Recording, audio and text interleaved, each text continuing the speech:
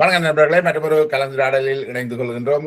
இன்று நாங்கள் வழமைக்கு மாறாக சுவிட்சர்லாந்தினுடைய சமூக ஜனநாயக கட்சி சோசலை டெமோக்ராட்டிக் பார்ட்டியினுடைய சிரேஷ்ட உறுப்பினர், நீண்ட காலமாக அங்குள்ள அரசியல் விடயங்களில் தன்னை நிலைப்படுத்தி வந்தவர், தேசம் நேற்றுக்கு புதியவராக இருந்தாலும் சுவிஸ் மக்களிடையே நன்கு அறியப்பட்டவர், சுதாகரன் கணதி பிள்ளை அவர்களோடு இணைந்து கொள்கிறோம். வணக்கம் சார். என்னென்றால் இப்ப சுவிஸ் நாட்டுக்கும் இலங்கைக்குமான இந்த உறவு ஏற்பட்டு, இந்த இரு நாடுகளுக்கும் இடையில உறவு ஏற்பட்டு 70 ஆண்டுகள் கடந்திருக்கின்றது. அந்த 70 ஆண்டு இந்த நிகழ்வை கொண்டாடுவதற்கான முயற்சிகள்ல இலங்கை சுவிஸ் நாட்டு அரசுகள் ஈடுபட்டிருக்கின்றன. அதே நேரம் சுவிஸ் அரசாங்கம் இலங்கையில வந்த அரசியலமைப்பு பற்றின விளக்கங்களை அளிப்பது தொடர்பில் ஒரு நிதி பங்களிப்பையும் முன்னெடுத்து சில நடவடிக்கைகளை முன்னெடுக்கிறார்கள். சட்டத்தரணி குருபரன் அவர்கள் அந்த விஷயங்களை முன்னெடுத்திருக்கின்றார். யாழ்ப்பாணத்துல நூலகம் பவுண்டேஷன் என்ற அமைப்புக்கும் சுவிட்சர்லாந்து அரசு நிதி பங்களிப்பு செய்கின்றது. நூலகம் பவுண்டேஷன் இப்ப இலங்கையில உள்ள தமிழ் ஆவணங்களை, நூல்களை இலத்திரனியல் படுத்துறதுல முக்கிய பங்களிப்பு செய்து வருகிறது. ஒரு முக்கியமான வேலை திட்டமும் கூட. அதே சமயம் சுவிஸ் அரசாங்கத்துக்கு இலங்கையினுடைய அரசியல் மீதும் ஒரு மேற்குலக சார்பான ஒரு பார்வை இருப்பதாகவும் சொல்லப்படுது. அந்த அடிப்படையில தான் உங்களோட இந்த உரையாடலை நாங்கள் நடத்தலாம் என்று நினைக்கிறேன். இந்த 70 ஆண்டு உறவுகள்ல புலம்பெயர்ந்த தமிழர்களுடைய பங்களிப்பு எப்படி இருக்கின்றது? சுவிட்சர்லாந்துல தமிழ் மக்கள் கணிசமான அளவு இருக்கின்றார்கள். அதே போல சிங்கள மக்களுடைய செயற்பாடுகள் எப்படி இருக்கின்றது? அண்மையில ஹரணி அமரசூரிய, பிரதமர் ஹரணி அமரசூரிய சென்றிருக்கின்றார். ஒரு சின்ன ஒரு அறிமுகத்தை தாருங்கள் சுவிட்சர்லாந்தில் இளைஞர்களுடைய நிலை தொடர்பில். சுவிட்சர்லாந்துல ஆரம்பத்துல, அதாவது 40 வருடங்களுக்கு முதல், 42 வருடங்களுக்கு முதல் நான் சுவிட்சர்லாந்துல இருந்து வாழ்ந்து வருகிறேன். அந்த காலத்துல இருந்து சுவிஸ் தமிழர்கள் திருப்பி அனுப்புவதில் இருந்து நியமான வேலைகளை செய்து இடதுசாரிகளோட பெரிய கூட்டு முயற்சிகளோட பல விஷயங்கள் செய்துதான் இன்றைக்கு இந்த மக்கள் இன்றைக்கு கொஞ்சம் காலடி வச்சு இருக்கக்கூடியதாக இருக்கிறது. ஆனால் என்ன சொன்ன, இப்ப இங்க 2 விதமாக இருக்கிற ஒரு பிரச்சனை தான். சுவிஸ் அரசாங்கம் நீண்ட காலமாக இலங்கை மக்களுடன் மிக தொடர்புல இருந்தாலும் உங்களுக்கு தெரியும் ஐரோப்பிய சமூகங்கள் எப்படி இந்த டயஸ்போராக்களை கையாளுறது என்று சொல்லி. சோ உதாரணமா ப்ரோ கோட்ராவை எப்பவுமே கையில வச்சிருப்பார்கள், நூல் மாதிரி. சோ எப்ப அவர்களுக்கு கொன்ட்ரா தேவைப்படுதோ கொன்ட்ராவை பயன்படுத்துறது, எப்ப அவர்களுக்கு ப்ரோ தேவைப்படுதோ ப்ரோவை பயன்படுத்துறது இல்லையா. சோ அவர்களுக்கு வாய்ப்பு கிடைக்கிறது மாதிரி. சோ ஆனா கொன்ட்ராவா, உதாரணமா கொன்ட்ரான்னு நான் சொல்றது இப்ப உதாரணமாக ஒரு பெரும்பான்மையான தமிழ் சமூகம் எதை விரும்பிச்சதோ அதை ப்ரோ ஆகவும், எது சிறுபான்மையான சமூகம் எதை விரும்பிச்சதோ அதை கொன்ட்ராவாகவும் தான் நான் பார்க்கிறேன். ஆனா அந்த கொன்ட்ராவா இருந்த கிரௌடோட பெரிய அளவுல அரசு மிக நெருக்கத்தை செலுத்தல. மிகவும், அதாவது பெரும்பான்மையா இருக்கிறவர்களுடன் எப்பவுமே தொடர்புகளை வச்சு கொண்டிருந்தது. விடுதலை புலிகள் இருந்த காலத்திலேயும் நீண்ட நெருக்கமான தொடர்புகளை அரசு புலிகள் சார்ந்த சர்வதேச தொடர்புகள் வேலை செய்தவர்களோட மிக நெருக்கமான தொடர்புகளை வச்சு கொண்டிருந்தது. சோ இதுதான் என்னுடைய கட்சியிலையும் ஒரு விமர்சனமா நான் வைக்கிறது என்று சொன்னால், மாற்று கருத்து கொண்டவர்களோடு பெரிய அளவுல அவர்கள் ஈடுபாடு செலுத்தி அரசாங்கங்களோ நேரடியாக தொடர்புகளை வைக்கிறது குறைவு. ஆனா காரணம் இருக்குத்தானே. இப்ப என்னன்னா, இப்ப ஐரோப்பிய நாடுகள்ல புலம்பெயர்ந்த தமிழர்கள் கணிசமான பங்கு வகிக்கின்றார்கள். அது பிரித்தானியா அல்லது பிரான்ஸ், ஜெர்மன் அல்லது கனடாவாக இருக்கலாம். அப்ப அங்க புலம்பெயர்ந்த தமிழர்கள் பெரும்பாலும் விடுதலை புலிகள் சார்பான ஒரு அரசியலை கொண்டிருக்கிறதால இவர்களும் தங்களுடைய பாராளுமன்ற ஆசனங்களுக்காக சிலவேளை இந்த கருத்துக்களுக்கு ஆமோதிக்க வேண்டிய நிலைமை இருக்கலாம்னு நினைக்கிறேன், இல்லையா? ஒரு வகைப்பட்டு இருந்தாலும் கூட ஐரோப்பிய நலன்களுக்கு எது சாதகமா இருக்கும் என்ற ஒரு பார்வையும் ஒன்று இருக்குது இல்லையா. சோ அந்த அடிப்படையில இப்ப என்ன நடக்குதுன்னு சொன்னா, பல மனித உரிமை மீறல்களோ அல்லாட்டி அது என்ன சொல்றது, இந்த சட்டங்களுக்கு, இந்த சமஷ்டி அரசுடைய சட்டங்களுக்கு எதிராக விடுதலை புலிகளுடைய செயற்பாடுகள் கடந்த காலத்துல பல இடங்களில் நடைபெற்றது. உதாரணமா இந்த நிதி மோசடி சம்பந்தமாக பெரிய நிதி மோசடி, பெரிய ஒரு இங்க இருக்கிற ஒரு பெரிய வங்கிகளோட செய்யப்பட்டது. அது சுவிட்சர்லாந்து உயர் நீதிமன்றம் வரைக்கும் போயும் கூட வழக்கு சாதகமாக, அதாவது விடுதலை புலிகள் சார்புக்கு சாதகமாகத்தான் அந்த முடிவு வந்தது. அதுக்கும் நான் பல கட்டுரைகள் ஜெர்மன்ல எழுதியிருந்தேன். அது கூட ஒரு வகையில என்ன சொல்றது, ஒரு மென்மை போக்க கடைபிடிச்சதாத்தான் நான் சுவிஸ் அரசு மென்மை போக்க கடைபிடிச்சதான் நான் பார்க்கிறேன். அதன் பின்பு இப்ப மறுபடியும் இப்ப உதாரணமா இந்த 70 வருட கால உறவு, அதாவது சுவிட்சர்லாந்துக்கும் இலங்கைக்குமான உறவை கொண்டாடுற காலத்துல இன்றைக்கும் கல்வி, கலாச்சாரம் மற்றும் அமைப்பு ரீதியாக விடுதலை புலிகளால விட்டுட்டு போன அந்த அமைப்புகள் தான் இன்றைக்கு பெரிய மேலோங்கி இருக்குது. உதாரணமாக எடுத்துக்கொண்டா இந்த கோயில்கள் கூட, இன்றைக்கு இருக்கிற கோயில் கூட விடுதலை புலிகளுடைய ஆதரவு சக்திகளால்தான் கூடுதலாக நடத்தப்படுது. அதுவும் சுவிஸ் அரசாங்கம் டிரெக்டாக நேரடியாக செய்யற உதவி செய்யற ஒரு ஒரு ஒரு கோயில் இருக்கிறது. அந்த கோயில் வந்து முழுக்க முழுக்க கத்தோலிக்க நிறுவனங்களாலேயும் மற்றது வேற உதவி நிறுவனங்களாலேயும் மேலதிகமாக சுவிஸ் இந்த அரசாங்கத்தின் மானியம் அடிப்படையில் அந்த கோயில் இருக்கு. அந்த கோயில் அமைப்புற இடத்தை சுத்தி மற்ற மற்ற மதங்களும் இருக்கின்றன. ஆனா உள்ளுக்குள்ள கோயிலுக்குள்ள விடுதலை புலிகளுடைய சின்னங்களோ அதுகளோ எல்லாமே வைக்கப்பட்டிருக்குது. கூடுதலா அவர்களுடைய பிரச்சாரமும் இப்ப வரைக்கும் தாங்கள் விடுதலை புலிகளுடைய ஆதரவாளர்கள் அடிப்படையில் தான் அந்த பார்க்கப்படுது. சோ அதை வந்து என்னென்று அரசு வந்து அதை அங்கீகரிக்குது, அது என்னன்றது போகுதுன்றத பார்க்கல எனக்கு தெரியுது. அங்கேயும் ஒரு மென்ம போக்கு இவர்களை வச்சுத்தான் தாங்கள் ஏதாவது செய்யலாம் என்று யோசிக்கணும் என்றுதான் என்னுடைய பார்வையா இருக்கு. இதுவரைக்கும் நான் இவ்வளவு காலமாக கட்சியில் இருந்தாலும், அதாவது கட்சி என்னோட இலங்கை பிரச்சனை சம்பந்தமான முழு விவரங்களையும் என்னட்டு என்று திரட்டுறதும் அதை பற்றி கலைக்கிறதும் அதை பற்றி டிஸ்கஸ் பண்றதும் நடக்கிறது. ஆனா அரச சார்பில் டிரெக்டாக அரச சார்பில் இருந்து எனக்கு எந்த விதமான கேள்விகளும் பாரதம் இல்லை, என்னோட சம்மா டிஸ்கஸ் பண்றதும் இல்லை. அப்பவே எனக்கு தெரியும் இவர்கள் வேறொரு பக்கத்தை வச்சுக்கிறார்கள். அந்த பக்கத்தோடு தான் அவர்கள் கூட நெருங்கி வேலை செய்யும். ஒரு கட்சியை ஹைஜாக் பண்ணி அதை இந்த தலைமை பீடத்தோடய அவர்கள் தொடர்பு இருக்க நினைக்கிறீங்களா? கட்சியோட இல்லாட்டி நேரடியாக திணைக்களங்களோட, அதாவது கட்சியில வந்து ஆரம்பத்துல நான் 2009க்கு முதல் நினைக்கிறேன். சோ அப்ப நான் கட்சியில இணைஞ்ச பொழுது கட்சியில பலர் வந்து விடுதலை புலிகளுடைய நேரடி ஆதரவாளர்களாக இருந்துச்சு. நான் போன பிறகு கட்சியில பல விஷயங்களை எடுத்து திருப்பி போட்டுனா என்ன கட்சிக்குள்ள வாரது பிரச்சனை இல்லை, வேற ஆனா ஒரு வலதுசாரி சிந்தனைகளோடு இருந்து கொண்டு இலங்கையில வலதுசாரி சிந்தனையும் இங்க தங்களை இடதுசாரியா காட்டுறது ரெண்டு போக்கு வந்து நான் அதை வந்து கிரிட்டிக் பண்ணினேன். இது பிழை, இப்படி செய்யாது சொல்லி அதுக்கு பலர் அம்பலப்பட்டு என்ன துரோகியாக்கி இந்த பத்திரிகைகள் எல்லாம் பெரிய செய்தியாக்கி அதுக்கு பிறகு அவர்கள் எல்லாரும் தங்கட கிராமங்கள்லயோ தங்கட கண்டோன்கள்லயோ அவர்களை ஒதுக்கினார்கள், அவர்களை கட்சியை வெளியேற்றினது. என்ற கட்சிக்கு அவ்வளவு பெரிய இடைஞ்சல் கொடுக்கக்கூடியதா அந்த காலத்துல இருந்து. இப்ப திருப்பி இப்ப 2025, 26 புதுசாக அந்த செகண்ட் ஜெனரேஷன், அதை காவி கொண்டு வர செகண்ட் ஜெனரேஷன் என்ன செய்திருந்தா இந்த அரசியலை கனடா மாதிரியோ இங்கிலாந்து மாதிரியோ நாங்கள் தமிழ் அரசியலை இதுக்குள்ள வச்சு செய்யலாம்னு யோசிக்குது. ஆனா இது சமஷ்டி அரசுடைய அமைப்பு முறை வந்து நாங்கள் இந்த மக்களுடைய வாக்குகளை பெற்றுத்தான் நாங்கள் தெரிவு செய்யப்படுறோம். அப்ப இந்த மக்களுக்கு தான் நாங்கள் வேலை செய்யலாம். நாங்கள் ஓகே, நாங்கள் ஒரு சர்வதேச பிரச்சனை ஒன்று வந்துச்சுன்னா அது சம்பந்தமாக நாங்கள் ஒரு பொசிஷன் எடுக்கலாம், அது வேற பிரச்சனை. ஆனா இவர்கள் என்ன நினைக்கிறார்கள்னா தாங்கள் வந்தா இங்க துயிலும் இல்லங்கள் செய்யலாம், அதை கட்டலாம், இதை செய்யலாம், அப்படியே ஒரு எண்ணங்களோடையும் மிக முக்கியமா அவைக்கு இந்த நாட்டு அரசியலை விட தாங்கள் என்ன நினைச்சிச்சினமோ அதை செய்ய வேண்டும் என்ற அடிப்படையில் தெரியும். அதை நான் மிக அவதானமாக கட்சியில மிக முக்கியமாவே அது சம்மா கிரிட்டிக் பண்ணி கொள்வார். இது கிட்டத்தட்ட ஒரு ஹைஜாக்கிங் ஒன்று நடக்குதுன்னு பாக்குறீங்க, ஒரு அரசியல் பொலிட்டிக்கல் ஹைஜாக்கிங் ஒன்று செய்ய பாக்கணும். ரெஜிம் சேஞ்ச் ஒன்று இதுக்கால செய்யறதுக்கு யோசிக்கணும். கட்சிகளை தங்களுடைய பார்வைக்கு மாத்திர சொல்லி இல்ல, இதுல ஒரு சின்ன வித்தியாசம் இருக்குன்னு நினைக்கிறேன் சுவிஸுக்கும் ஏனைய நாடுகளுக்கும். இப்ப இலங்கை தமிழர்கள் வந்து சுவிஸ்ல எண்ணிக்கையில குறைந்தவர்களாக இருந்தாலும் மற்ற ஐரோப்பிய நாடுகளோட ஒப்படைக்கல, சுவிஸ் ஒரு சிறிய நாடாக இருக்கிறபடியால் சுவிஸ்ல இந்த மக்கள் தொகையில இவர்கள் ஒரு கணிசமான பங்கினர் நினைக்கிறேன். அப்படியா? இவர்கள் ஒரு இப்ப ஆரம்பத்துல 40,000 இருந்தது, இப்ப 80,000 1 லட்சத்துக்கிட்ட வந்திருக்கலாம் தமிழ், அப்படியே மொத்த எண்ணிக்கை இல்லையா 80,000 கிட்ட வந்திருக்கலாம்.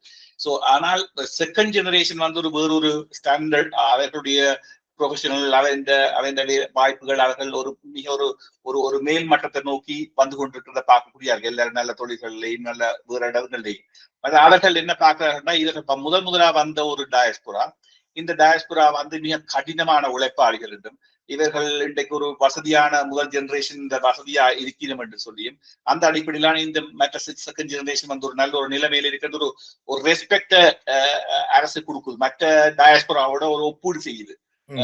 இவர்கள் மற்றவர்கள் விட வேறு பெட்டரா இருக்கிறார்கள் சொல்லி. ஆனா நான் தமிழரா இருக்கிறபடினால அந்த பெட்டரா இருக்கிறமோ அவர் எல்லாத்தையும் இணைவாக்கம் அடைஞ்சிருக்குன்னு சொல்லியும் இன்டகிரேஷன் பண்ணிக்கணும்னு சொல்லி அதை நான் பார்க்கறேன்னா அப்படி முட்டுதான் அப்படி சொல்ல முடியாது. ஏன்னா அது உள்ளுக்குள்ள இருக்கிறபடியா தான் தெரியும். அவருடைய கருத்தோட்டங்கள், அவருடைய சிந்தனைகள், அவற்றை இருக்கிற இனவாத போக்குகள், இந்த சிந்தனை முறைகள்ல எந்தவித மாற்றமும் இல்லை. உதாரணமா நான் சொல்றேன்னா, பெரும்பான்மை இனம் தான் கூடுதலாக இனவாதத்தை கக்குறது, கூடுதலாக சிறுபான்மை இனங்களை ஒடுக்குறதுக்கு. ஆனா நான் பார்த்தேன்னா சிறுபான்மை இனம் தான் கூட இனவாதத்தோடு இருக்குது. எங்களுடைய சிறுபான்மை இனம் உதாரணமா பாரிசியோ அல்லது வேற நாடுகள்ல வேற நாட்டவர்களை இவர்கள் குறைச்சி மதிப்பிடுறது, இவர்கள் கதைக்கிறது, அவர்களை ஒரு குறைவாகவும் தாங்கள் தான் உயர்ந்தவர்கள் என்று நினைக்கிறது போக்கு தான் இருக்குது. ஆகவே அங்க ஒரு ப்ரொக்ரெசிவான வளர்ச்சியோ ஒரு இணைவாக்கமோ அங்கு ஒன்றும் நடக்கையில் இருக்கிறது. நான் என்னுடைய ஒட்டுமொத்தமா பெரிய அளவு முரண்படாமையும் பெரிய பெரிய வன்முறைகளை மேற்கொள்ளாமையும் அந்த அடிப்படையில பார்த்தால் ஓகே, தமிழர்கள் மற்ற டயஸ்போராவோட ஓரளவுக்கு நல்ல ஒரு கல்வி பொருளாதாரத்துல பொதுவாக அவர்கள் இல்ல அவர்கள் போயிருக்கிற நாடுகள்ல எல்லாத்திலையும் ஒரு சராசரிக்கு சற்று மேலாக அதாவது இந்தியர்கள் என்று சொல்லப்படக்கூடியவர்களுடைய நிலைமையில இவர்கள் இருக்கிறார்கள் என்றதுல ஒரு உண்மை இருக்குது. ஆனா இப்ப என்னுடைய கேள்வி என்ன, இப்ப பிரித்தானியாவை எடுத்துக்கொண்டா பிரித்தானியாவில் கிட்டத்தட்ட 2 லட்சம் தமிழ் மக்கள் வாழ்வார்கள். ஆனால் அவர்களுடைய விகிதாசாரம் என்று பாத்தீங்கன்னா 0.0க்கு கீழே தான் இருக்கு. ஆனா சுவிஸ்ல அப்படி இல்லை என்று நான் நினைக்கிறேன். சுவிஸ்ல ஒரு கணிசமான பங்கு தமிழர்கள். அந்த பெர்சன்டேஜ்ல என்ன சரியான குறைவான இனம் தான் தமிழ் மக்கள். அடுத்து மிக மிக கூடுதலா இருக்கிறார்கள் இந்த இருக்கிற அல்பானர் சமூகத்தை சேர்ந்தவர்கள் தான், கொசுவோ அல்பானர் தான் கூடுதலாக. அது 4வது 5வது 6வது இடத்தில் தான் நான் நினைக்கிறேன் தமிழர்களுடைய எண்ணிக்கை இருக்கு.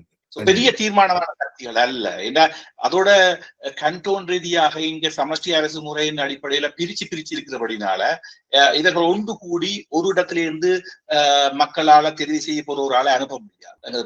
இப்ப இங்கிலாண்டோ அந்த இடத்துல என்ன தெரியல எப்படி என்றா, இங்க இப்ப நான் சொல்ற சூழ்நிலை இருக்கா, எனக்கு வாக்களிக்கிற மக்கள் இந்த கண்டோன்ல இருக்கிறார்கள் தான் இருப்பினர். மாநிலத்தில இருந்துதான் தேசிய சபைக்கும் ஆக்கள் போகினர். மாநிலத்துல கூடுதலான தமிழர்கள் ஒரே இடத்துல ஒரே பிரதேசத்துல இருந்தால் அந்த வாய்ப்பு இருக்கு தமிழ் மக்களை தமிழால தெரிவிச்சதுக்கு. இல்லாட்டி முக்கியமா எங்களுக்கு வாக்களிக்க வேண்டிய ஆக்கள் சுவிஸ்காரர்கள் தான்.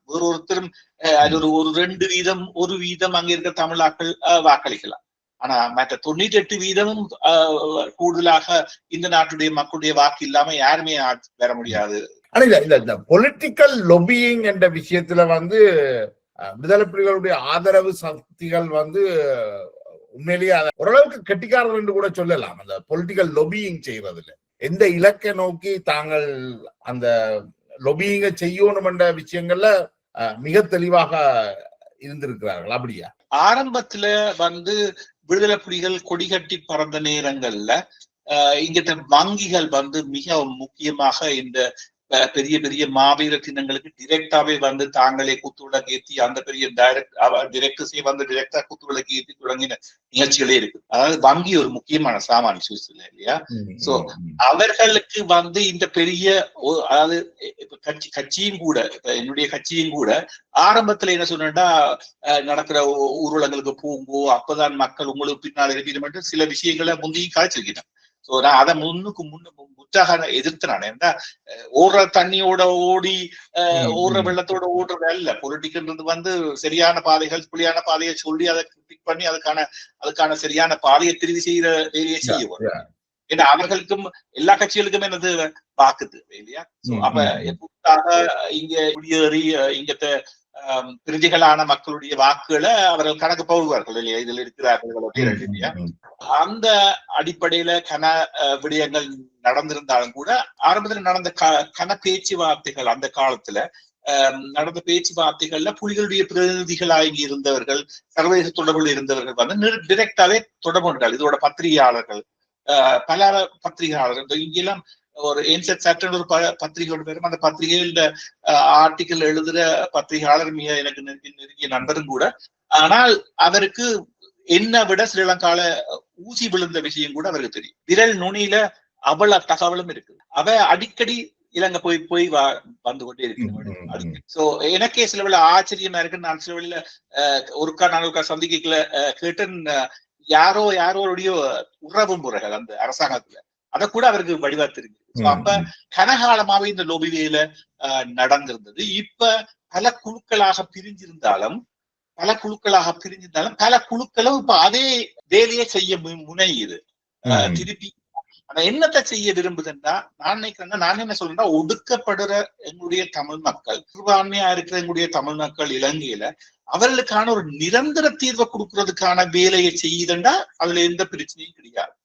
அந்த குட்டியை குழப்பி திருப்பவும் நாங்கள் தனிய பிரிய வேணுமென்றோ இல்லாட்டி விடுதலை புலிகள் தான் சரியான அரசியலை வச்சு என்று சொல்லியோ அந்த அரசியலுக்குள்ள போறதுதான் எனக்கு முரண்பாடா இருக்கு. இதே புலிகளோ யாரென்றாலும் எனக்கு பிரச்சனை இல்லை. இவர் இருந்தாலும் போய் இந்த மக்களுடைய நிரந்தர தீர்வு ஓரளவுக்கு ஒரு அரசியல் அழகு தம்மத்தாமே ஆளக்கூடிய அரசியல் அழகு கொடுத்து அல்லாட்டி ஒரு பீஸ் நீண்ட காலம் ஒரு எந்தவித முரண்பாடும் இல்லாம அந்த சமூகம் வாழக்கூடிய மாதிரி தந்த பொருளாதாரங்களை கட்டியெழுப்பக்கூடிய மாதிரி இருந்துச்சுன்னா அது நல்ல விஷயம். எப்பவுமே இவர்கள் அங்க போய் தங்களுடைய பேச்சுவார்த்தையை குழப்புற மாதிரியும் இல்லாட்டி முரணான ஏதாவது விஷயங்களை சொல்லி அந்த பேச்சுவார்த்தை ஃபுல்லாவே கொலெப்ஸ் ஆகுது.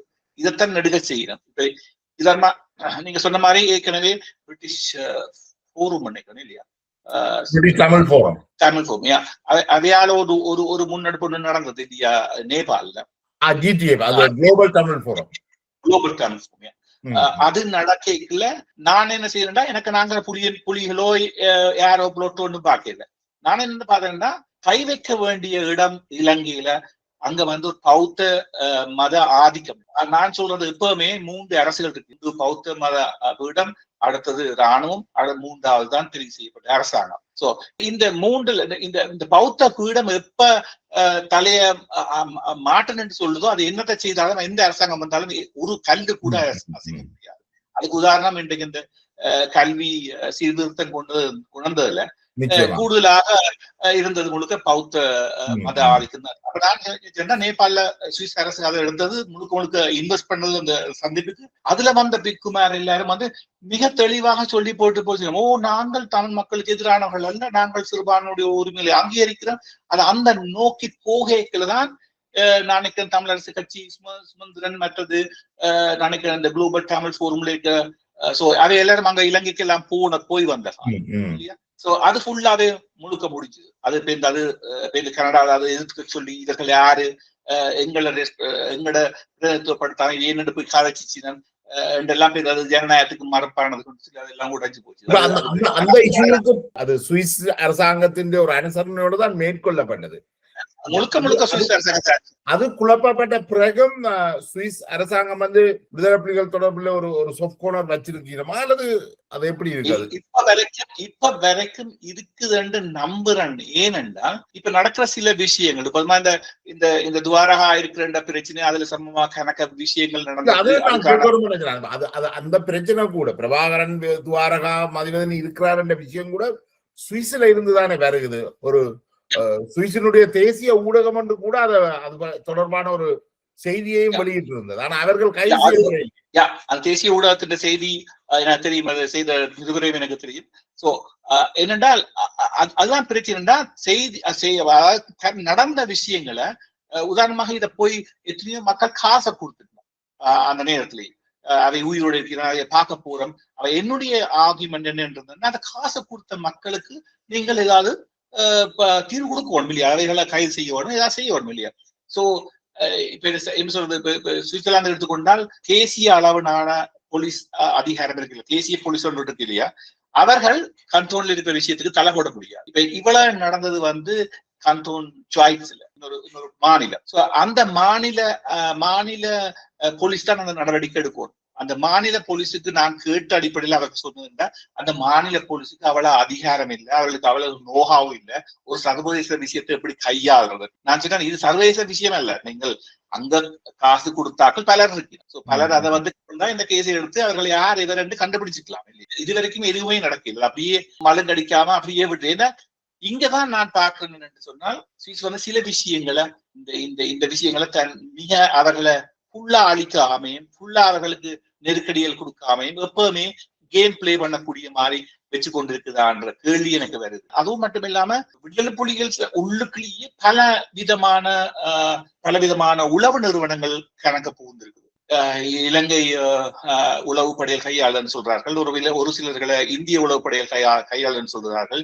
ஒரு பிரிவினரவு அவர்களுக்கே தெரியாமலே அவர்களை தெரிஞ்ச ஒரு யாருமே எந்த விதமான உளவு நிறுவனங்களுக்கும் வேலை செய்யல. ஆனா அந்த அகெண்டாக்கு என்ன தேவையோ அதை அதை தட்டி கொடுத்து கொண்டு போறதைத்தான் நான் பார்க்கிறேன். இது விடுதலை புலியை நீங்க சொன்ன மாதிரி இப்ப நாங்கள் ஆரம்பத்துல புலோட்டில இருந்த காலத்துல கொலைகள் நடந்த சமயத்துல அவர்களத்தையும் அவர்களத்தையும் சொல்லி நாங்கள் இனிமேல் இங்க புலோட்டுக்கு எந்த விதமான உதவி செய்ய மாட்டோம், இது முழுக்க முழுக்க இந்த மக்களுக்கு எதிரான செயல் என்று சொல்லி வெளியில வந்து புதுசாக நாங்கள் ஒரு பத்திரிகையை ஆரம்பிச்சு எல்லா இயக்கங்களுடைய இருந்து வந்தது விலகின ஆட்கள் எல்லாரும் பத்திரிகை ஆரம்பிச்சு அதுக்கு ஒரு மனிதம் என்ற பெயரை வச்சு அப்ப நாங்கள் பல செய்திகளை ஆராய்ச்சி வெளியிட்டு கொண்டு வந்தாங்க. வெளியிட்டு கொண்டு வரைகளையும் அப்பவும் எங்களுக்கு புலிகள் புத்தகங்கள் அங்க போடக்கூடாது தடைகள் எல்லாம் விதிக்கப்பட்டிருந்தது.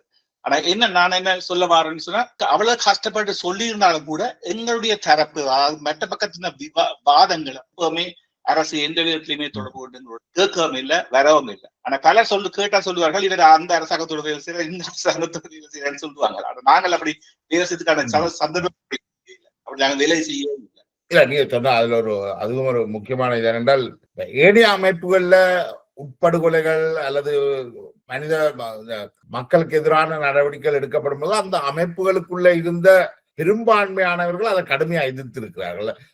புலோட்டுக்குள்ள நடந்த படுகொலைகள் புலோட்டை சேர்ந்தவர்களாலேயே புதியதோர் உலகம் என்ற பெயர்ல ஒரு நூல் வெளியிடப்பட்டது. அதுக்கு பிறகு அந்த கட்சிக்குள்ள பின்தளத்துல மாநாடுகள் இடம்பெற்று, இந்தியாவில மாநாடுகள் இடம்பெற்று கட்சியுடைய தலைமை விமர்சிக்கப்பட்டு கட்சியை கலைக்க வேண்டிய நிலைக்கெல்லாம் வந்துட்டு, அது போல மற்ற கட்சிகள்லையும் இருந்திருக்குது. பெரும்பாலும் யாரும் இந்த வேறு அமைப்புகளை சேர்ந்த யாருமே தங்களுடைய அமைப்புகள்ல நடந்த இந்த படுகொலைகள் விஷயங்களை ஏற்றுக்கொள்றதில்லை. அவர்கள் மிக ஆணித்தரமாக அதை கண்டித்துத்தான் வந்திருக்கிறார்கள். ஆனால் இந்த அமைப்புகள்ல இந்த படுகொலைகள்ல ஈடுபட்டவர்கள் அமைப்பினுடைய பிரதிநிதிகள் என்றாலும் அதுல எழுந்தமானமாக சில பேர் தான் அதை செய்திருக்கிறார்கள். இப்ப சுழிபுரத்துல நடந்த படுகொலை எல்லாம் மிக மோசமான படுகொலை, மிக வன்மையாக கண்டிக்கப்பட்ட படுகொலை. நான் நினைக்கிறேன் புலோட்டை உலுக்கி எடுத்த படுகொலையில சுழிபுரம் 6 பேருடைய படுகொலை, அதை புலோட் உறுப்பினர்கள் அந்த சம்பவம் நடந்த காலத்துல இருந்து காலமாக சொல்லி வருகிறார்கள், அதை கண்டிச்சு வருகிறார்கள். எனக்கு நல்ல ஞாபகம் என்னடா, நாங்கள் ஆரம்பிச்சு நடந்து கொண்டு வந்து நாங்கள் மாமேஸ்வரன் இங்க சுவிஸுக்கு வந்த நேரத்துலதான் அந்த பிரச்சனை நடந்து கொண்டு இருந்தது. எங்களை சமாதானப்படுத்தி நீங்க காசு சேருவோம், உங்கள்கிட்ட ராணுவம் இருக்கு அப்படி இப்படி ஆட்சிக்கான விஷயங்களை சொன்ன பிறகும் அவர் போய் இங்க வெளிக்கிட்டு போனோடனே நாங்கள் பிள்ளைய மூடிட்டோம். அவர் எங்களை சமாதானப்படுத்திட்டு போடுவோம், நாங்க அந்த சமாதானத்துக்கு எடுபடையில அவளுக்கு எங்களுக்கு இன்ஃபர்மேஷன் வந்து கொண்டே இருந்தது. இல்ல அது அப்ப சந்ததியாட்ட கொள்ளையில் நடந்த சமயம் இல்லையா? சோ இதனாலதான் நான் கூட வலியுறுத்துறேன்னா, தாங்கள் சார்ந்த கட்சியா இருந்தாலும் சரி, என்னவா இருந்தாலும் பிழை செய்யற சந்தர்ப்பம் பிள்ளை என்றதை நேரடியாக கிரிட்டிக் பண்றது ஏற்றுக்கொண்டு அடுத்த கட்டத்துக்கு நோக்கி போகும் வழிய அதை கட்டி காப்பாற்றி இல்லை நாங்கள் செய்ததெல்லாம் சரி, நாங்கள் எல்லாமே ஒரு தவறுமே இடையில என்ற அந்த போக்குல போற பாதை மிக பிழையான பாதை. அதைத்தான் நான் நெடுக கிரிட்டிக் பண்றேன். அது எங்களையும் உறுத்துற ஒரு விஷயம் தான். ஏன்னா நாங்கள் கொலை செய்தவர்கள் எல்லாரும் துரோகிகள் தான், நாங்கள் போற்றினவர்கள் எல்லாம் போற்றக்கூடியவர்கள் தான் என்று சொல்றோம். அந்த அரசியல் மேலேயே முடிஞ்சு போச்சு. ஆனா புலிகளால புலிகள் ஒரு என்ன சொல்றது, அது ஒரு அரசியல் கட்டமைப்பும் இல்ல, ஒரு ராணுவ கட்டமைப்புமே இல்லை. அது கிட்டத்தட்ட ஒரு புலனாய்வு கட்டமைப்பு தான்.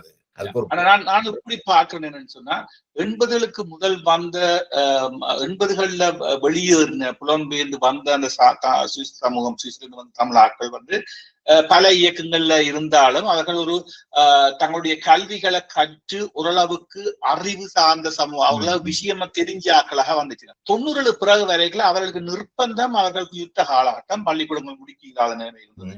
அப்ப அவர்கள் முழுக்க எப்படி வளர்க்கப்பட்டாங்கன்னா, சிங்களவன் எல்லாம் எதிரிகள், அங்கு எல்லாம் பெரிய கொலையாளிகள் தான் இருக்கிறார்கள் என்று ஒரு கருத்து ஒன்று எல்லா இடமும் கொடுக்கப்படும். சோ இப்ப 80கள்ல வந்தவர்கள் கொஞ்சம் அப்படி இப்படி கொஞ்சம் விஷயங்கள் தெரிஞ்சு வந்தபடியால அவர்கள் பல பத்திரிகைகளை கொண்டு வந்தார்கள், பல அமைப்புகளை உருவாக்கினார்கள். அது 90 பிறகு ஃபுல்லா இல்லை. 90 பிறகு முழுக்க மொனப்போல், முழுக்க ஒரே இங்க பாத்தீங்கன்னா செய்தி நிறுவனங்கள் கூட ஒரே ஒரு செய்தி நிறுவனம் தான் இருக்கு பெரிய அளவுல. சோ அந்த செய்தி நிறுவனம் தான் ஜனம் பாக்குது. சோ அது கூட ஒழுங்காக கணக்கு காட்டுதா, அதோடைய வருமானம் என்ன, அதுக்கான இன்வெஸ்டர் யாரு, இது எல்லாம் போலீஸ் கேட்கவே இல்லை. அதை பற்றி ஆராய முடியவில்லை. வேற யாரும் இப்படி செய்திருந்தா உடனடியாக தலையை போட்டு இது என்ன நிறுவனம் நடக்குது, இது ஒரு ஒரு இந்த நாட்டு மக்கள் ஒரு மிக உல்ட்ரா நேஷனல் தேசியத்தை கக்குது, இது மிக ஆபத்தானது என்று சொல்லி மற்ற இடங்கள்ல கை வைக்கிற மாதிரி வைக்கல. இதனாலதான் நான் கேட்கிற ஒரு அரசாங்கம் கடைப்பிடிக்குதோ என்ற ஒரு சந்தேகம் என்னட்டு எழுதுது. இல்ல இது உண்மையிலேயே இந்த செப்டம்பர் 11க்கு பிறகு விடுதலை மேற்குலக நாடுகள் ஒரு செல்ல பிள்ளையாக தான் விடுதலை புலிகள் இருந்திருக்காங்க. விடுதலை புலிகளும் ஒரு முதலாளித்துவ கட்டமைப்பு, அவர்களுக்கும் ஒரு அரசியலே இல்லாத ஒரு கட்டமைப்பு. அப்ப மேற்குலகத்துக்கு இவர்களை கையாளுறதுல பெரிய பிரச்சனை இருக்கு. ஆனா இவர்களுடைய அந்த தற்கொலை குண்டு தாக்குதல் போன்ற விஷயங்கள் உலகம் எல்லாமே அதுக்கு எதிரான போக்கை எடுக்கக்குள்ள விடுதலை புலிகளும் அதுக்குள்ள மாட்டுப்பட்டுட்டார். ஆனால் அமெரிக்கா உட்பட இந்த முதலாளித்துவ நாடுகளுக்கு விடுதலை புலிகள் ஒரு செல்ல பிள்ளை மாதிரி தான் இருந்தவர்கள். ஆனால் அதுக்கு பிறகு அவர்கள் ஏன் விடுதலை புலிகள் அழிக்கணும் என்ற முடிவுக்கு வந்தார்கள் என்றது அது இன்னும் ஆழமாக பார்க்கப்படணும் நினைக்கிறார். நான் மிக சிம்பிளா பாக்குறேன்னா, தாங்களே விமானங்களை உருவாக்கி கொழும்பு வரைக்கும் விமானம் பறக்க வந்து அதை அரசாங்கம் நல்ல வடிவா ஒரு புரோபகண்டா பயன்படுத்திட்டு என்னன்னா, புலிகள் கொண்டு இங்க வரைக்கும் எந்த வீடு வரைக்கும் வருது என்னுடைய விமானம். சோ இது மிக ஆபத்தானது, ஒரு பயங்கரவாதம் என்றத வடிவா நிரூபிக்கிறதுக்கு புலிகளும் வழிவகுத்து கொடுத்து கொழும்பு வரைக்கும் பறக்க ஒன்றுமே பண்ண இல்லைங்க. ஆனா கொழும்பு வரைக்கும் பறந்ததை அடிச்சு விழுத்தி இருக்கலாம். ஆனா அதை வெடிச்சு முழுக்காவே அரசு வந்தது ஒரு மிக மிக சாதுரியமா கையாண்டதுன்னு தான் நான் பாக்கிறேன். அதுல நீங்க சொன்ன அந்த விமானம் ஒரு முக்கியமான பிரச்சனை தான். என்றால் தமிழ்நாட்டில்தான் இந்தியாவுடைய அணுமின் நிலையம் இருக்கின்றது. அப்ப அதுக்கு உரிய பரப்பு நேரமும் குறைவான நேரம் தான். அப்ப இந்தியாவுக்கும் ஒரு அச்சம் இருந்தது, விடுதலை புலிகள் அதையும் தாக்கலாம் என்று. ஏன்னா விடுதலை புலிகள் யாரை எப்பொழுது தாக்குவார்கள் என்று தெரியாது. ஏன்னா இந்திய பிரதமரையும் கொலை செய்திருக்கிறார்கள். அந்த அடிப்படையில அவர்களுடைய தூர நோக்கற்ற பார்வைகள் அவருக்கே மண்ணள்ளி போட்டதா தான் முடிஞ்சிருக்குது நிறைய விஷயம். இந்த அமெரிக்காவினுடைய உள்ள விடுதலை புலிகள் தொடர்பான அந்த சாஃப்ட் கோர்னர் சுவிஸ், நோர்வே போன்ற நாடுகளாலையும் பின்பற்றப்படுதுன்னு நினைக்கிறேன். அப்படி சாஃப்ட் கோர்னர் என்று சொல்றது இப்ப பெரும்பான்மையாக என்ன கருத்து நடக்குதோ அதுக்கு சாதகமாகவும் இவர்களை எப்பவுமே தான் பயன்படுத்திக் கொள்ளலாம் தங்களுடைய நலன்கள். அதுக்காண்டித்தான் சாஃப்ட் கோர்னரை வச்சிருக்கிற வழியை இன்னும் பயன்படுத்தி அவர்கள் பயன்படுத்த வரையில்லை. இவர்கள் ஒரு ரிசர்வ் பிளேயர்ஸா எப்பவுமே ரெடியில வச்சு கொள்றது. இந்த இலங்கையில இலங்கையுடைய அரசாங்கம் இப்ப சைனாவோட கூடுதலான உறவை வளர்க்க முற்படும் என்றால் இவர்களை அங்க பயன்படுத்த வாய்ப்பு இருக்கு, பண்ணி விடுறது. இத இந்தியாவும் அடிக்கடி இது அப்படி செய்து கொண்டு வந்ததான் என்னுடைய இவர்கள் ஒரு எடுப்பார் கைப்பில்லை. இவருக்கு அரசியல் இல்லாதபடியால் யாரும் இவர்களை எடுத்து என்ன சொல்றது, சர்வதேச அடியாட்கள் மாதிரி விடுதலை புலிகளை மட்டும் குற்றம் சொல்லலாம். இந்த நிலைமையில வேறொரு இயக்கம் இருக்குமா இருந்தாலும் இதே நிலைமைக்கு போயிருக்கும், இதே அரசியல இருந்திருந்தா. தனியா புலிகள் என்னடா அரசியல், உங்களுக்கு ஒரு அரசியல் இருந்திருந்தா நீங்கள் அந்த அரசியல்ல பயணிப்பீங்க. உங்களுக்கு அரசியலே இல்லைன்னா ஆறாவது எடுத்து உங்களுக்கு ஒரு கதையை சொல்லிட்டு போயிடலாம நினைக்கிறேன். மற்றது இந்த சுவிஸ் அரசாங்கத்தின் வங்கிகள் இந்த நிகழ்வுகள்ல கலந்து கொண்டு சொல்றீங்க. இது மற்ற நாடுகள்ல அரசாங்கத்தின் பாராளுமன்ற உறுப்பினர்கள் அல்லது உள்ளூராட்சி சபை உறுப்பினர்கள் இவ்வாறான நிகழ்வுகள்ல கலந்து கொள்றது வளமை. ஆனால் வங்கிகள் என்ற உறுப்பினர்கள் எல்லாம் வாரன்னு சொன்னால் ஒரு விடுதலை புலிகள்கிட்ட பெருமளவு பணப்புரல் ஒன்று இருந்தது தானே அது இவன் இந்த சுவிஸ் வங்கிகளுக்கால செய்யப்பட்டிருக்கும். அதாலதான் அவர்கள் அதை விரும்புறார்கள். என்னன்னா 2009 நடந்த விஷயங்கள் உங்களுக்கு தெரிஞ்சிருக்கும் நினைக்கிறேன். ஒவ்வொரு 2009 முடிய போது யுத்தம், அந்த நேரத்துல 1 லட்சம் ரூபாய்கள், 1 லட்சம் பிராங்குகள் வாங்கப்பட்டது ஒவ்வொருத்தருக்கும். அதாவது அந்த அளவுக்கு கடன் எடுக்கிற சக்தி அந்த தமிழ் மக்கள்கிட்ட இருக்கு இல்லை. ஆனா பொய் பத்திரங்களையும் சைன் பண்ணி பொய் தஸ்தாவேஜுகளை உருவாக்கித்தான் அவர்களை அவர்கள்ட்ட பேர்ல கையெழுத்து வாங்கி அந்த காசு ஃபுல்லாவே அவன் வங்கிக்கு போகக்கூடிய மாதிரி, புலியுடைய வங்கிக்கோ அவர்கள் எடுக்கக்கூடிய மாதிரி ஏதோ ஒரு வகை அவர்கிட்ட வந்த காசை அப்படியே எடுத்துட்டு போனதுதான். சோ இந்த வரைக்கும் கனவேர் அந்த காசை கட்ட இல்லாம கனவேர் குடும்பங்களுக்குள்ள நிறைய பிரிவு வந்ததாக எல்லாம் சொல்லப்படுது. கடனை கொடுத்த வங்கி வந்து முக்கியமா அந்த வங்கி தான் கொடுத்தது. இப்ப இன்றைக்கு அந்த வங்கி இல்ல, அந்த வங்கி இப்போ 2 வங்கி எல்லாம் ஒன்றா இணைஞ்சிருக்குது. அந்த பேரை பயன்படுத்தல இதுல. ஆனா நான் சொல்றேன், அந்த வங்கி இப்ப இல்ல, அந்த வங்கி இப்ப சேர்ந்திருக்கு. அந்த வங்கி முகவர்கள் தான் இங்க வந்து இங்க நிகழ்வுகளுக்கு விளக்கேற்றுறது, தொடக்கி வைக்கிறதுகள் செய்தவர்கள். ஏண்டா இதற்கு ஒரு பெரிய ஒரு வருமானத்தை வந்து ஈட்டி கொடுக்குற மாதிரியான ஒரு வேலை திட்டம். சோ அப்ப அவர்களுக்கு அந்த அக்கறை இருக்குது. ஒரு நிகழ்வெளியே நியாயமான காசுகள் சேர்ந்தது இல்லையா, ஒரு நிகழ்வுகளுமே நடக்கிறது பெரிய பெரிய இடங்கள் இல்லையா, அதுவும் எத்தனையோ லட்சங்கள் பல தாலி கொடிகளை கூட போட்டுட்டு போன விஷயங்கள் கூட இருக்கு. இதெல்லாம் காசுகள் மாற்றப்பட வேணும். இவ்வளவு சாமான்கள் இங்க வந்து ஒரு அமைப்புக்கு வந்து ஒரு யாப் இருக்குது, ஒரு விதிகள் இருக்குது, எப்படி கையாள வேணும் பணத்தின் அக்கௌண்ட்ஸ் எப்படி இருக்க வேணும், புக் கீப்பிங் எப்படி இருக்கணும். ஆனா இது எல்லாம் விடுதலை புலிகளுக்கு இருந்துச்சா இல்லையான்னு ஒருத்தருக்கும் தெரியாது. இல்லாதபடியாத்தானே இவ்வளவு காசு எங்க போனோம்னு தெரியாம இருக்கு. ஆனா இப்ப இது வந்து வங்கிக்கு பெரிய இழப்பா தானே இருக்கும். இந்த இப்ப வீட்டை வச்சு ரீமோகேஜ் பண்ணினா அந்த ரீமோகேஜ் பண்ணின காசு அவர்கள் கட்டி முடிக்கலைன்னால் அது வங்கிக்கு இழப்பு தானே. அது அப்படி நடந்திருக்கா, அல்லது அந்த வீட்டு உரிமையாளர்கள் ஏதோ ஒரு வகையில அதை கட்டி கொண்டிருக்கிறார்களா? இன்னும் கட்டாம அவர்கள் கட்டாம ஒன்றும் செய்யலாது. அவர்கள் தான் கட்டி கொண்டு வந்தது கடைசி வரைக்கும். அப்ப மொத்தமான இழப்பு மக்களுக்கு தான், அந்த மக்களுக்கு தான், வங்கிக்கு அல்ல. வங்கிக்கு முக்கியமான டேர்ன் ஓவர் இல்லையா. சோ மக்கள் தானே காசி கட்டி கொண்டு வந்தது. இயலாம போன மக்கள் கடைசியா ஒன்றுமே இல்ல அப்படியே என்ன சொல்றது, பங்குரோத்துக்கு போற ஆக்களால கட்ட முடியாது. தங்களால ஒன்றும் இல்லை, தன்னிட்ட ஒன்றும் இல்லை என்று போய் சமூக உதவிக்கு போனா ஒண்ணும் செய்யறாரு. ஆனா நார்மலா ஒரு ஆள் வேலை செய்திருக்கிறவர் என்ன செய்வார், தனக்கு அப்படி போக கூடாது என்று நினைச்சா அந்த காசை கட்டித்தான் முடிக்கிறார். அது வந்து விடுதலை புலிகள் பேர்ல எடுக்கப்படுகிறது, தனிய அவர்களுடைய பேரில் தான் எடுக்கப்பட்டது. அதனாலதான் நான் பாக்குறேன்னா எல்லாமே லாப நோக்கம் கருதித்தான் இல்லையா. அவர்களே டிரெக்டா வாராங்கன்னா இவர்கள் ஒரு நல்ல முகவர்களா இருந்திருக்காங்க. அதுக்கு பிறகு நீங்க பாத்தீங்கன்னா பல வழக்குகள் இந்த நிதிக்கு மோசடிக்கு எதிராக இருக்கிற ஒரு பெரிய வழக்கறிஞர் சட்டத்தணியர், அந்த சட்டத்தரணியத்தான் தங்களுடைய வழக்கு ஆட வச்சது. சோ அவரே சர்வதேச வழக்குகள் ஆடுறார். யோசிச்சு பாருங்க, இவ்வளவு காசு கொடுத்து கொண்டு இவ்வளவு காசு அந்த வழக்கறிஞர் கொடுத்து. இப்பவும் திருப்பியும் கேள்வி ஏற்படுது. இப்பதான் போன வருடம் வந்து நீங்க தலைவர் பிரபாகரன் கொல்லப்பட்டுட்டார் சொல்லி ஒரு நிகழ்வை நடத்தியும் பெரிய ஒரு மெஸ்ஸே இல்லை. அதாவது பெரிய ஒரு வாசல் இருக்க ஒரு பெரிய மெஸ்ஸே இல்லை. சோ அதுக்கான வாடகை எவ்வளவு, அதுக்கான நிகழ்ச்சி தயாரிப்புக்கு எவ்வளவு காசு. சோ இது எங்கேயும் வருது. அந்த நிகழ்ச்சிக்கு ஒரு 100 பேர் கூட போயிருக்க இல்லைன்னு நினைக்கிறேன். அது எனக்கு தெரியல. ஆனா அந்த எடுத்த இடம் பயங்கரமான ஒரு விரியான இடம். அதனால தாக்கையில நான் எத்தனை போச்சினம் போகலைன்றது.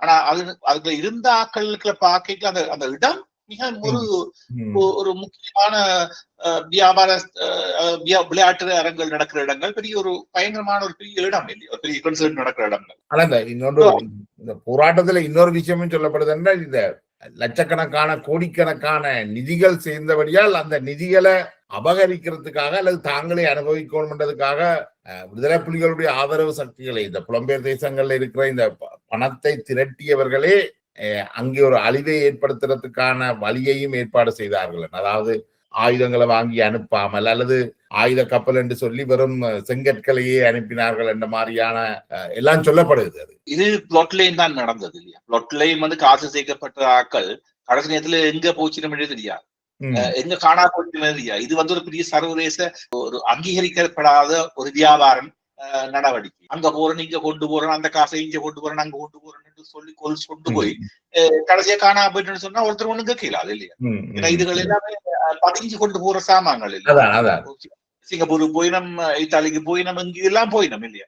சோ இது என்ன நடந்தது யாருக்குன்றது அவர்களுக்கு தான் தெரியும் என்ன நடந்தது.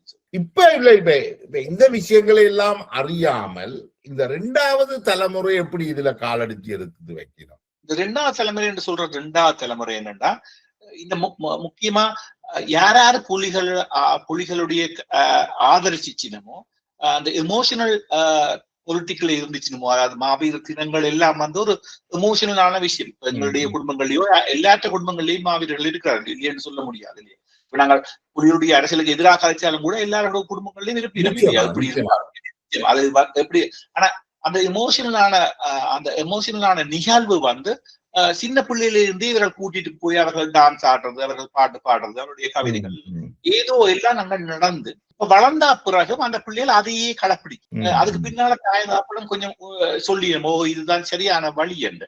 அந்த அடிப்படையில இவர்கள் வாசிக்கிறதுக்கு ஒன்றும் இல்லை, இவருடைய பாசையில வாசிக்கிறதுக்கான எந்த தகவல்களும் இல்லை. அப்படி பார்த்தாலும் கூட இந்த சில நிறுவனங்கள் இப்போ உதாரணமாய் இங்க எல்லாம் ஒரு கனடாவில் இருக்கிற பேர்ல் நிறுவனங்கள் எல்லாம் வந்து எழுதப்பட்ட விஷயங்களை தான் இவர்கள் வாசிக்கக்கூடிய இருக்கு. அதுதான் கொஞ்சம் ஆங்கிலத்தில் இருக்குது இல்லையா, ஆங்கிலத்தில் அதுக்கும் கூடுதலா ஒரு பக்க சார்பான விஷயங்களை தான் அது கொண்டு வருது. அங்க வந்து பல மனித உரிமை மீறல் என்றா எல்லா பக்கத்துல இந்த மனித உரிமை மீறலின் எழுதப்பட்டிருக்கணும் இல்லையா. முஸ்லிம் மக்கள் வெளியே இருந்து மற்ற விடுதலை இயக்கங்களை போட்டதுல இருந்து எல்லாமே எழுதப்பட்டிருக்கணும். அதான் ஒரு சாதாரணமான பொதுவான ஒரு மனித உரிமை நிறுவனமாக இருக்க முடியும்.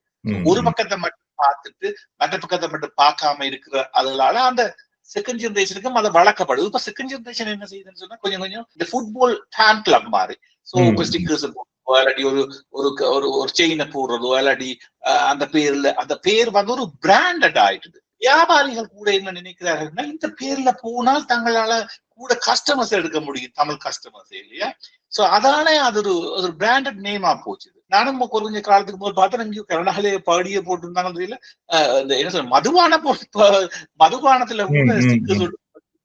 சோ அது ஒரு பிராண்டடா போயிட்டு அது மிக பிழையான வழியில முதலே உள்ளுக்குள்ள நடந்தது பிள்ளை. அதுக்கு விடுதலை புலிகள் இருந்த தலைமை பொறுப்படுத்தாலும் இப்ப நடக்கிற புலிகளுக்கு யார் பொறுப்பெடுக்கிறது? அதுக்கு விடுதலைக்கும் எந்த சம்பந்தமும் முடியாது இல்லையா. இது ஒரு ஃபேன் பேஸாக உருவாக்கப்படுற ஒரு நாங்கள் ஒரு ஃபுட்பால் கிளப்புக்கு நான் சப்போர்டரா இல்லாட்டி ஃபேனா இருக்கு. அந்த ஃபுட்பால்ல அதுல வந்து கோல்ஸ் கூடையில அந்த டீம் தோற்றதை ஏற்றுக்கொள்ளாம தோற்றதை நான் விட மாட்டேன், இருந்தாலும் ஒரு கோல் போட்டே ஆவன் விளக்குது என்ற அந்த மனோபாவம் தான் இப்ப வளர்ந்து கொண்டு. விட்டுட்டு போனாலும் கூட அதை விட்டு சரி பண்ணி யாருக்காண்டி நாங்க சண்டை பிடிச்சோம்ன்றதை மறந்து அந்த மக்களுக்காண்டி இதே போய் அங்க ஒண்ணும் பண்ண போறது இல்லை. அங்குள்ள மக்கள் தான் அங்குத்த மக்கள் தான் ரத்தம் செய்ய போறாங்க, அந்த மக்கள் தான் கஷ்டப்பட்டு கொண்டு இருக்கிறார்கள். அப்ப அந்த மக்களுக்கு ஒரு நிரந்தர தீர்வு கொடுக்கறது உங்களுக்கு ஒரு பெரிய ஒரு பெருந்தன்மையான விஷயம். நீங்க அதை செய்ய தவறு. நீங்க சொல்றது வந்து அந்த கல்ட் சொல்லப்படுறது ஒரு அடையாள சிக்கலும் ஒன்று இதுக்குள்ள இருக்குது. இப்ப தென்னாப்பிரிக்காவை சேர்ந்த ஒரு ஆள் 1000 பேரை தற்கொலை பண்ண வச்சார். அவரை கடவுள் என்று சொல்ற ஆக்களும் இருக்கிறோம். இன்றைக்கும் கள்ளச்சாமி எல்லாம் கும்புறவர்கள் இன்றைக்கும் இருந்து கொண்டிருக்கிறார்கள். அதே போலத்தான் இன்றைக்கு விடுதலை புலிகள் அமைப்பு வந்து கிட்டத்தட்ட ஒரு என்ன சொல்றது ஒரு அரசியல் இல்லாத அரசியல் அமைப்பாக உருவாக்கப்பட்டிருக்க. அந்த விஷயம்தான் இன்றைக்கு இலங்கையுடைய தமிழர்களுடைய அரசியலை வழி நடத்துறதா இருக்கு. அதான் சொல்றேன்னா கோயில்கள் கூட இன்னைக்கு அந்த பிராண்டை பயன்படுத்த வெளிக்கிறது. அந்த பிராண்ட் இல்லாட்டி தங்களை மதிக்க மாட்டாங்க, தங்களை ஏற்றுக்கொள்ள மாட்டாங்க. எந்த லெவலுக்கு அந்த பிராண்ட் போயிருக்குதுன்னு பாருங்க. பிராண்ட் வந்து தேவைப்படுது. யாரு புத்தகம் வெளியிடுறாலும் யாருக்கும் அந்த பிராண்ட் தேவைப்படுது. அந்த பிராண்டு இப்ப நாங்கள் ஒரு பொருளை விற்கல, அந்த பிராண்டுக்கு ஒரு கண்டென்ட் இருக்கணும். அந்த கண்டென்ட் இல்லைன்னு சொன்னா அந்த பிராண்ட் காலப்போக்குல அது அழிஞ்சு போறது. இப்ப இவர்கள் பிராண்டை வச்சிருக்கிறது வந்து இந்த விடுதலை புலிகளை ஆதரிச்சவர்களுக்குள்ள பெரிய பிரச்சனை என்னென்றால், இப்ப நீங்கள் புளொட் அமைப்பில இருந்து வந்தாலும் நீங்கள் உங்களுக்கு புளொட்டை காப்பாற்ற வேண்டிய ஒரு தேவை உங்களுக்கு இல்லை. ஏன்னா உங்களுடைய அடையாளம் மாறிடுது. நீங்கள் புளொட் இல்லை. நீங்கள் சுவிட்சர்லாந்துல ஒரு முன்னணி கட்சியினுடைய சோசியலிச ஜனநாயக கட்சியினுடைய ஒரு பிரதிநிதியாக உங்களோட அரசியலை முன்னெடுக்கிறீங்க. உங்களுக்கும் புளொட்டுக்கும் சம்பந்தம் கிடையாது. ஆனா புலிகளை பொறுத்த வரைக்கும் அப்படி இல்லை. அவர்களுக்கு அதை விட்டா வேறு அடையாளம் இல்லை. பிரபாகரனை விட்டால் அவர்களுக்கு அடையாளம் இல்லை. அப்ப நீங்கள் அவர்களை கேள்விக்குட்படுத்துறது வந்து இந்த தலைமுறையை அவர்கள் அதை மிக தீவிரமாக எதிர்ப்பார்கள். ஏன்னா நாங்கள் அவர்களுடைய அடையாளத்தை இல்லாமல் திருப்பி நான் அதை வலியுறுத்த வரேன்னா என்னத்துக்காண்டி போராடுறதுக்கு நீங்கள் நீங்கள் அங்குள்ள மக்களுடைய சிறுபான்மை மக்களுடைய அரசியல் உரிமையில கிடைக்கப்படையில அந்த மக்களுக்கு அதிகாரங்கள் வழங்கப்படையில தான் பிரச்சனை. அதாவது தமிழ்ல பண்றது வேற, அதுதானே சட்டம், அதானே விஷயம். இப்போ நீங்க திருப்பியும் அந்த இப்ப வர அரசாங்கங்களுக்கு அழுத்தங்களை கொடுக்கறதுக்கு இந்த வகையில போனீங்கடா உங்களை நீங்க சுய விமர்சனம் செய்து கொண்டு நீங்கள் நாங்கள் இப்ப புலிகள் இல்லையப்பா, நாங்களும் புலிகள் இருந்த காலத்துல இந்த பிள்ளைகளை விட்டுட்டோம், இது நடந்திருக்கு எங்களோட காலத்திலேயே இன்டர்னல் கில்லிங்ஸ் எல்லாம் நடந்திருக்குது, அதெல்லாம் முடிஞ்சு இப்ப நாங்கள் புதுசாக இப்ப நாங்கள் திரும்பி பார்க்கிறோம், நாங்களும் உங்களுடைய பிள்ளைகளை ஏற்றுக்கொள்றோம், நாங்கள் இப்பொழுது வாரம் நீங்களும் பிள்ளைகளை ஏற்றுக்கொள்வோம், அரசாங்கம் என்ற ரீதியில நீங்கள் எங்களை விட நன்கு ஒரு முறைகளை செய்தீர்கள், அப்ப அந்த அடிப்படையில அதை நீங்கள் ஏற்றுக்கொள்ளுங்க சொல்ற அந்த அடிப்படையில போனால் அது ஒரு வேற விஷயம். அதை செய்ய அது ரேஷனலான ஒரு ஹியூமன் பீயிங்ஸ் தானே அதை செய்யலாம். இவர்கள் they are become என்ன சொல்றது, ஒரு எமோஷனல் இடியட்ஸா வந்துட்டாங்க. அவர்கள் ரேஷனலா திங்க் பண்ண மாட்டேன். இன்றைக்கு இது அவர்களுக்கு இதுக்கு ஒரு அவர்களுடைய இருப்புக்கான ஒரு போராட்டமா மாறிட்டு. நீங்க சொன்ன மாதிரி முதல்ல அமெரிக்க அரசு அமெரிக்க அரசுடைய பல விஷயங்களை நான் ஒத்து பார்க்கக்கூடிய இருக்கு. புலிகளுடைய நடவடிக்கையோட பயப்படுத்துறது, இதையே பயப்படுத்துறது தேசிய ரீதியான வெற்றிகளை ஒரு ப்ரௌடா ஃபீல் பண்ண வைக்கிறது. இந்த நிகழ்வுகள் கூட, இந்த மாவீர நிகழ்வுகள் கூட உண்மையாக நாங்கள் நினைத்தால் ஒரு மிக குறைஞ்ச இடத்துல போய் அந்த நாள்ல அந்த மக்களுக்கு அந்த வீரர்களுக்கு அஞ்சலி செலுத்தி போட்டு அந்த காசை எடுத்து ஏற்கனவே அங்க சபை பண்ற மாவீரர் குடும்பங்களுக்கு அனுப்பினா அதை சல்யூட் பண்ணலாம். ஆனா இங்க திருவிழாவாக கொண்டாடப்படுது, திருவிழாவை விட மோசமாக கொண்டாடப்படுது இந்த காசை வச்சு இல்லையே. சோ அதால என்னடா அமெரிக்காவும் அதே மாதிரி தெரிஞ்சு அமெரிக்கன் ராணுவர்கள் இறந்தா ஒரு பெரிய ஒரு விழா, அதை ஒரு ப்ரௌடா ஃபீல் பண்ண வைக்கிறது இருக்கு இல்லையா. தொடர்ச்சியா மக்களை அதாவது இந்த மாவீரர்களுடைய பெற்றோரை, சகோதரர்களை, அவர்களுடைய அன்புக்குரியவர்களை ஏமாற்றுவதற்காக கொண்டு வந்த ஒரு வித்தை தான் இது. அது புலிகள் செய்தா என்ன, அமெரிக்கா செய்தா என்ன, இலங்கை ராணுவம் செய்தா என்ன, ஒரு உயிர் போயிட்டுது. உங்களோட வாழ்க்கையில மிக முக்கியமான உரிமை உயிர் வாழ்றதுக்கான உரிமை. அந்த உயிர் வாழ்வதற்கான உரிமையை நீங்கள் ஒரு அம்யூனிஷன், ஒரு துப்பாக்கி குண்டு மாதிரி பாவிச்சுட்டீங்க. எண்ணிக்கையே ஒரு பிரச்சனை இல்லாத அளவுக்கு பாவிச்சுட்டோம் நாங்கள். கண்மூடித்தனம் ஏதோ மொத்தமாக கொள்வனவு செய்து சாக கொடுத்த மாதிரி வந்துட்டு. அது வாழ்றதுக்கான உரிமையிலும் பார்க்க இந்த மற்ற எந்த உரிமையும் அவ்வளவு முக்கியம் இல்லை. 9/11 எப்படி பொய்ய சொல்லி கொண்டிருக்கோம் அமெரிக்க அரசு, அத மாதிரி நடந்த தாக்குதல்களையோ நடந்த விஷயங்கள்ல பல பொய்களை திருப்பி சொல்றதால அது உண்மையா போயிட்டு சமூகத்துக்குள்ள பல விஷயங்களை ஆராய இல்ல. போன்ற அடிப்படைவாத அமைப்புகளும் என்ன சொல்லுது, நீங்கள் மாவீரர்களானா சொர்க்கத்துக்கு போவீங்களா? அதைத்தான் நான் சொல்லுவேன். சொர்க்கத்துக்கு என்ன பிளைட் டிக்கெட் எடுத்தா கொடுக்குறீங்க? ஒரு பில்டப்புகளை கொடுத்துட்டு கொஞ்சம் பேரை நாங்கள் சாக கொடுத்துட்டு வெளிநாட்டுல இருந்து கொண்டு எங்களுக்கு நியாயம் கற்பிக்கிறோம். அது ஒரு பக்கம் இல்லையா. இப்ப அது சரி, நாங்க இவ்வளவு மக்களை இழந்துட்டோம், இவ்வளவு மக்களை பலி கொடுத்து ஒரு விதமான மாற்றமும் தமிழ் சமூகத்துல நடக்கல. அதுக்கு பிறகு இந்த தமிழ் தேசியம் என்று சொல்லிக் கொண்டிருக்கிற இந்த அதிதீவிர தேசியம் கழிச்சு கொண்டிருக்கிற கட்சிகள், அமைப்புகள் எல்லாத்துக்கும் காசு போகுது. அவர்களை தங்களுடைய கைப்பொம்மையா வச்சுக்கொண்டு நினைக்கிறோம். தாங்க நினைக்கிற தலைவர்கள் தான் அங்க தலைவர்களா இருக்க வேணும். அப்பதான் தாங்கள் வச்சு இந்த நூல்ல வச்சு ஆடி கொண்டிருக்கலாம். இது தனியா அங்க மட்டும் இல்ல. அல்பானியன் போன்ற நாடுல, குராச்சியன் போன்ற நாடுகள்ல இதே வகைப்பட்டுதான் இருக்குது. இங்க இருக்கிற டயஸ்புரா என்ன செய்யுதுன்னா, அவர்களுக்கு தங்களோட தேசிய அடையாளம் அல்லது தங்களோட இனம் என்ற ஒரு ப்ரௌட் இருக்கு தானே, அது என்ன சொல்றது தெரியாது தமிழ்ல, அந்த ப்ரௌட் அந்த பட்ரியோட்டிசம் தான் அவர்கள்ட்ட இருக்குது. சோ அத அங்குள்ள மக்கள் சொல்லினோம், இவர்கள் இந்த நாட்டுக்கு இருக்கிற நல்ல வசதிகளுக்கு இது எந்த பிரயோசனம் இல்லை, இவை அதுக்காண்டியே தங்களுக்கு சார்பான அரசியல்வாதிகளை அங்க தெரிவு செய்யணும். இதேதான் இலங்கையில் நடக்குது. இதைத்தான் இன்றைக்கு செய்து கொண்டிருக்கிறது. வரைக்கும் வடக்கு கிழக்குல இருந்து விடுதலை புலிகள் சார்ந்த யாருமே பாராளுமன்றத்துக்கோ இதுக்கு தெரிவு செய்யப்படையில தானே. அது யாரும் கேள்வி கேட்கலையே.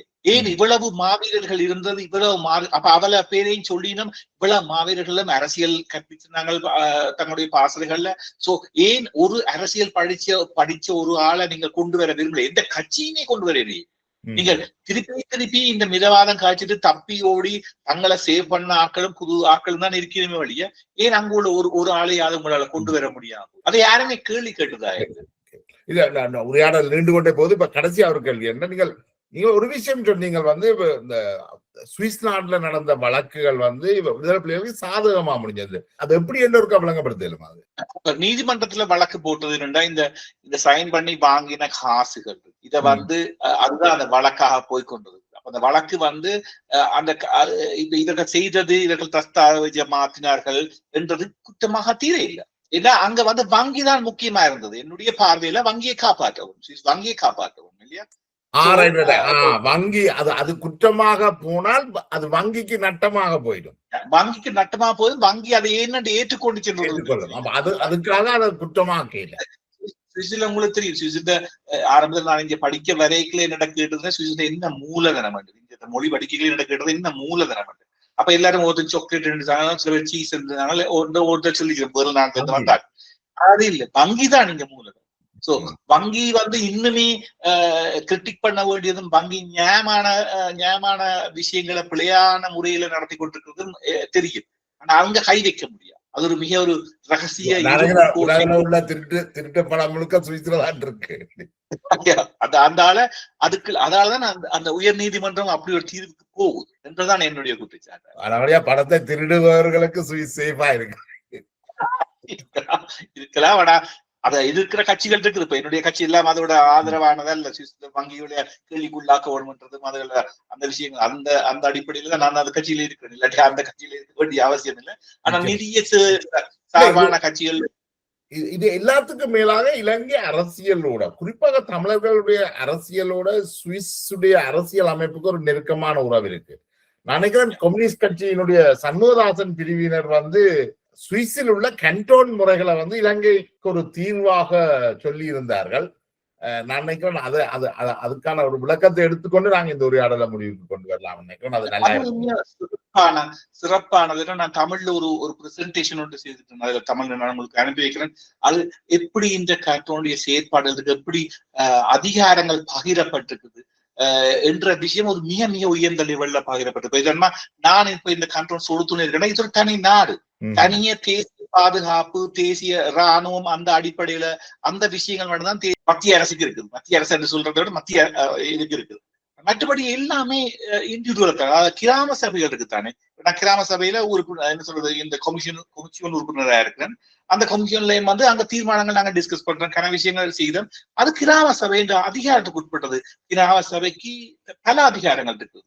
சோ இந்த அதாவது மொத்தம் டு டாப் இந்த லெவல்ல அதிகாரம் எப்படி பரவலாக்கப்பட்டிருக்கின்ற விஷயத்த பல இடங்கள்ல நான் உங்களுக்கு வேணும்னு நான் திருப்பி அனுப்பி வைக்கிறேன். டீட்டெயில்ஸ் நாங்க கேட்கலாம்.